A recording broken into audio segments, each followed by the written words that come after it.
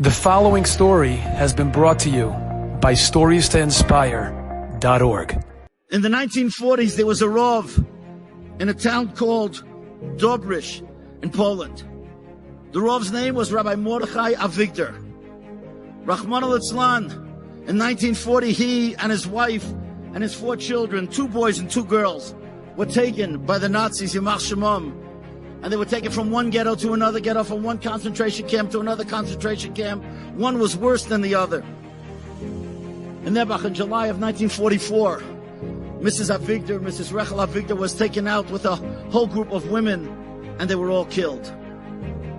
And then a few days later, the Avigdor family, Rabbi Mordechai Avigdor and his children, were taken on a train, and they were taken to a big area.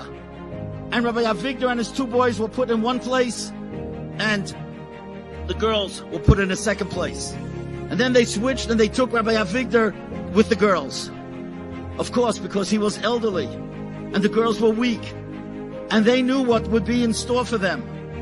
And so Rabbi Avigdor tried with his 2 girls to go to the side where the 2 boys were, because they knew the 2 boys were strong and they would probably be put to work camps, but at least they would have a chance for survival.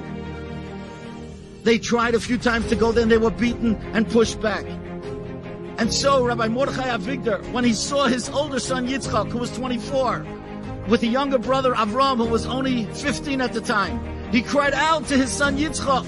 He said, "Yitzchak, make sure that you always keep your eyes on Avram. Never let him out of your sight. Make sure that you both survive together." And that was the last words they heard as a family. The boys were in Mattenhausen. They were there for a year, worked to the bone. They became so frail and so thin and so pale. And then at the end, they were liberated. They came out. So many Nebuch had been killed, and they eventually ended up in Milan. Yitzchak was hoping, together with Avram, that they would be able to go from Milan, they would be able to go to Eretz Yisrael. And one day in Milan, there's a woman that comes, and Yitzchak recognizes her. It's Pesha, the daughter of the Chazan of Dobrich. And he says, "Pesha, what are you doing here?" And she says, "I'm looking for my husband. We were in the ghetto together, and they took my husband, and I was able to survive, and I've been wondering for years, waiting to see if I could find him. I'm going from camp to camp, from DP place to DP place, trying to find him." And Yitzchak was heartbroken, because he knew that her husband had been killed. He saw Nebuch when he died, and he had been killed, and they let him out in the field. And he didn't know how in the world is he going to tell this terrible news to this girl who no longer has a husband. And he had to tell it to her slowly, and he told her, "I have no choice, but I have to tell you that I saw that your husband is no longer alive." And she started crying and screaming, and she said, "My life is over. My life is over. I'm finished. I'll never remarry.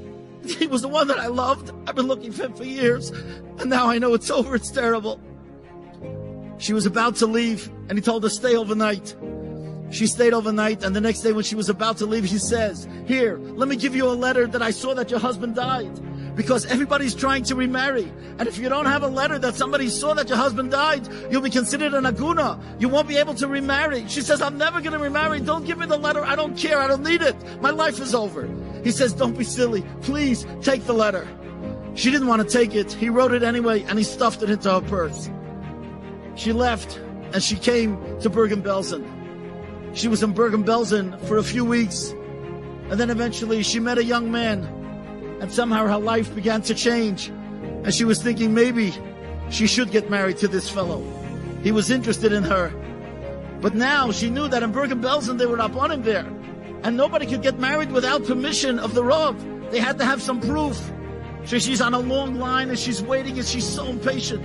And finally she comes to the Rav. She says, "I want to get married." He says, "Were you married before?" She says, "Yes." He says, "Do you have proof?" She says, "Yes, I saw. Somebody told me that my husband died." He said, "Yeah, but what proof do you have?" She said, "Well," she takes out of her purse, she takes out a letter. And he says, "But this is not an official letter. You know, I can't judge on this." And she says, "But I saw this man. I just saw him in Milan." And she throws down the letter. And Rabbi Avigdor sees the letter from his own son. And he says, "You saw this man? He's alive?" said, yeah, I just saw him a few weeks ago.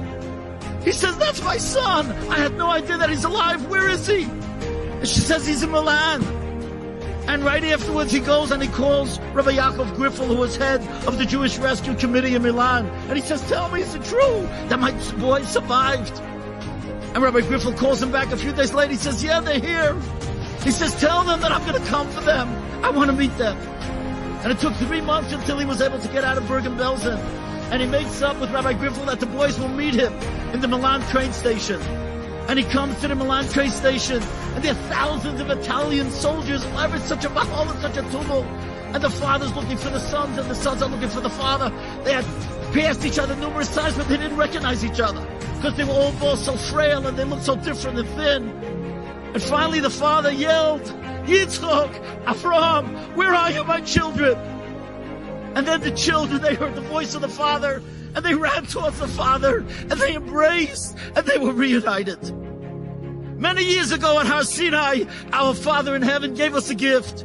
He gave us the greatest gift of all. He gave us the Torah. But over the years, Klal Yisrael has distanced themselves. They've fallen far away from Hashem. Hashem is calling to His children, all the children here inside of Hindaba. He's calling to the children, come close to me.